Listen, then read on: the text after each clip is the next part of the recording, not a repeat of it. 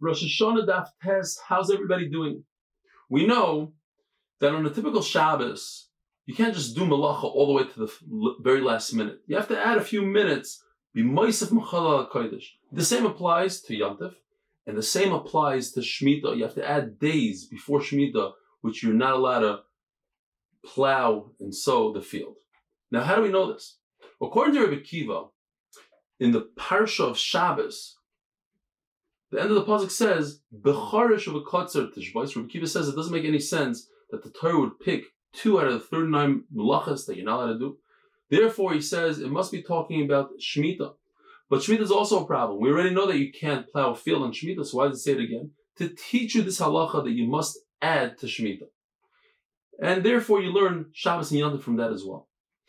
Rabbi Shmuel says, no, we learn now from the pasuk by Yom Kippur. Now, everybody knows Yom Kippur is on the 10th of Tishrei, not on the 9th. So why does the Torah say 9th? To teach us that you must add a little bit of the 9th as it's going into the 10th, that you have to be mis'ana, can't eat, drink, rechitza, etc. Not only that, when Yom Kippur goes out, you have to add a little bit from the following days as well, because it says me'erev, ad va'ad b'chlal.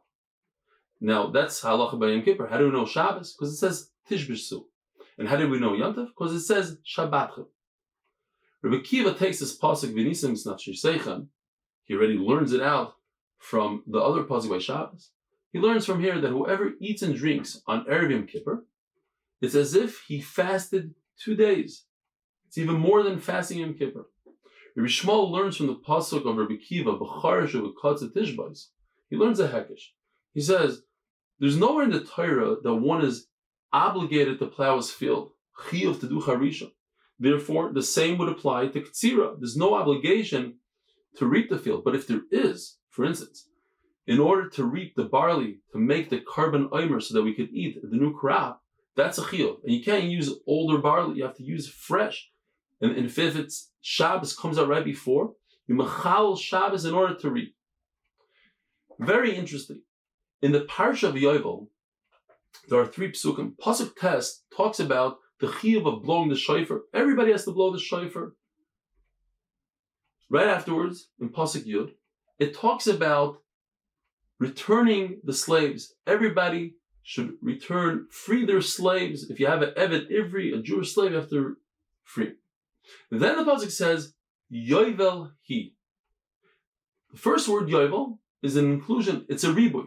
It would mean you don't have to do all 3 of these mitzvahs. And the final mitzvah is that all fields go back to the original owner. Real estate goes back to the original owners once every 50 years. But the word he is a miut, and it's exclusion, meaning one of these 3 things is a chiyuv. Which one is what? According to Rabbi Yehuda, one of the 3 mitzvahs that's ma'akiv is shichur avadim. Everybody must release their Jewish slave. And if one person out there didn't release his Jewish slave, there's no yovel. Why? Because it says ukrosim dror.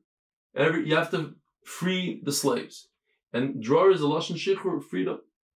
And it says immediately afterwards, yovel he. In other words, the yovel he goes to the mitzvah right before it, but not to the mitzvah that's 2 times before it. In other words, Tkiyah shofar. But Rabbi Yossi, on the other hand, says it's the Tkiyah shofar that's ma'akiv. If they don't blow the shofar, there's no yovel, but you don't have to release your slaves.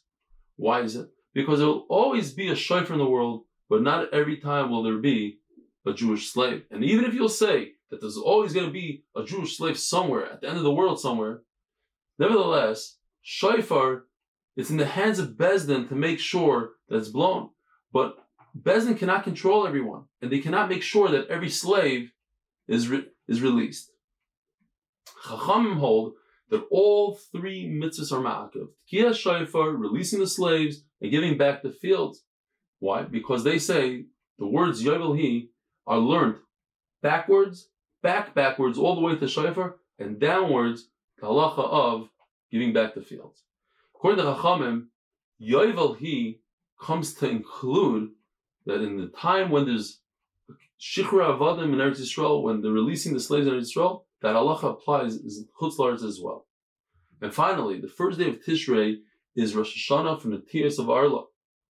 And we learn this idea of Arla from Gzeir Shava, Shana Shana, from the first day of Tishrei. Have a wonderful day.